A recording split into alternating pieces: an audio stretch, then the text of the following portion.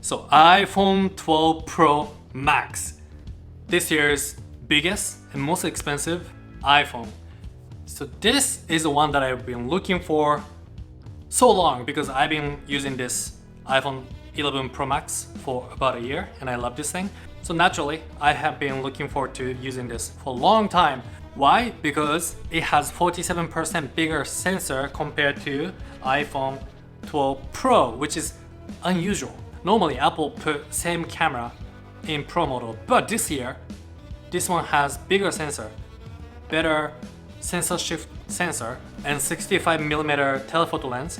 So it's kind of like unusual for Apple to put different specs on the highest model, but that's why I was so excited about it. Of course, battery is bigger, 3600 milliampere battery. Now, am I happy now? No. Why? Because this camera, it's not as good as you might think. Let me explain why. So let's start with camera. So camera has 3 upgrades. 47% bigger sensor, sensor shift, stabilization, and 65mm telephoto lens. Those are the 3 different specs compared to iPhone 12 Pro. So, are they good? Not really. Let me explain. 47% bigger sensor. What does it mean? Normally, when sensor gets bigger, it gets more light, so you can take brighter, clearer photo easily. Is it the case? No, surprisingly. I test out with iPhone 12 Pro, 12 mini. Results are surprising and kind of like shocking to me.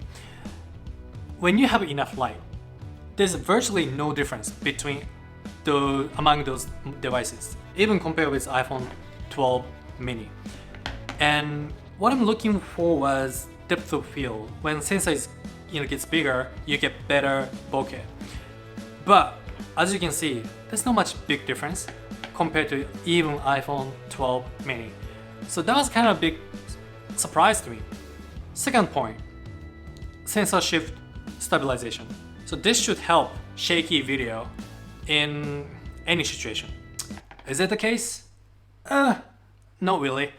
This is the sample video that I took. Okay, can you tell the difference? Can you spot which one is iPhone 12 Pro? If you can tell, you're great. To me, I couldn't even tell.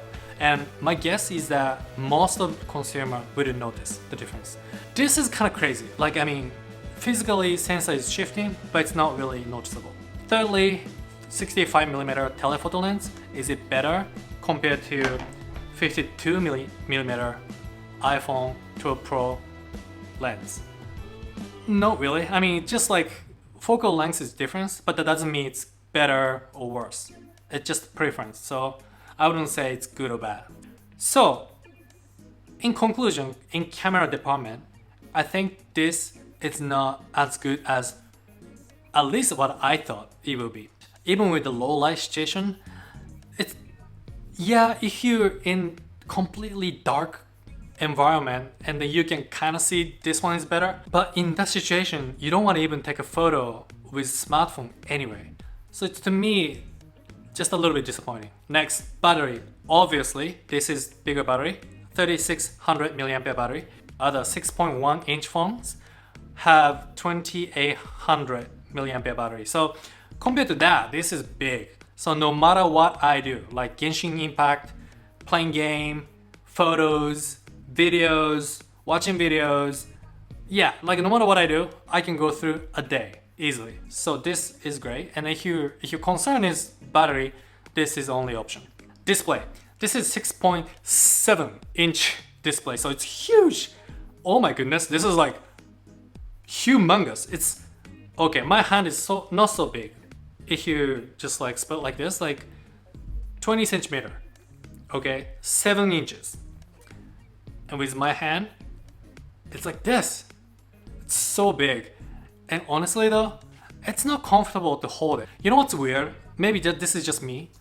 I like this flat edge design, but only when it's smaller phone. So small phone, if you hold it, you just feel so tight and grippy and I like it. But when it's bigger, it's actually really like edgy and like it's kind of painful to just hold it. It's just, first of all, heavy. So like you feel the weight and this sharp edge goes into your hands and like it's really not comfortable, especially coming from iPhone 11 Pro Max. This is more like an organic and it's very comfortable in my hand, but it's not like this. So honestly, this is not a comfortable device for me to operate on my one hand anyway. So I have to use my two hands all the times. That's kind of annoying. Speaking of reachability, it's so bad, especially if your hand is like mine, 20 centimeter. You cannot reach even the bottom corner. So if you're browsing website to go back to the previous page, the bottom is mostly on bottom left, right? It's really hard to like push it. And if I try to push it because it's heavy and this weight balance changes, it's easy to gonna fall off. So yeah, reachability is so bad if your hand is not that big. Just one thing what I wanted to tell you is that speaking of this color and edge design, this one is a gold design, and then gold design apparently has different procedure.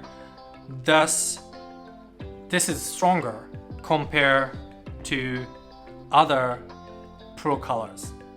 It's interesting, right? Apparently, gold one has procedure called high power impulse magnetron sputtering process, and that's basically allowing this to be stronger, apparently.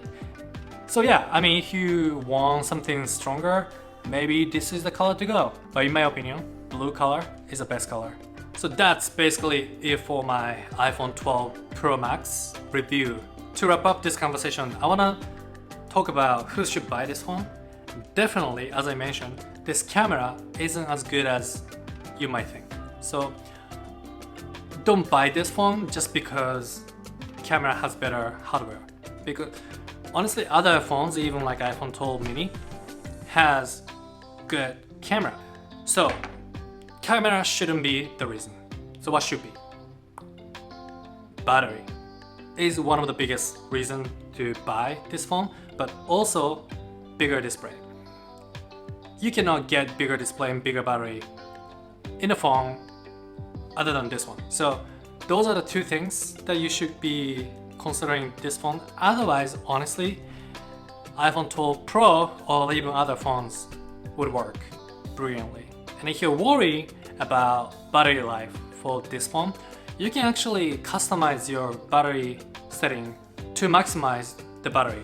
Actually, you can use the shortcut to turn on low power mode when battery hits like 40% or 50%, whatever you choose. Then this phone actually lasts a long time if you do so. So depends on how you set up the phone and how you use it. This is really also a good option for battery. So I would highly recommend just go to shop, hold it to see if you like it. And I'm sure that many people will say this is too big, too uncomfortable. I'm one of those people. I'm not gonna use this phone. Actually, I'm gonna switch back to my iPhone 12 Pro because I don't like the feeling of it. But good thing is the price difference is only $100.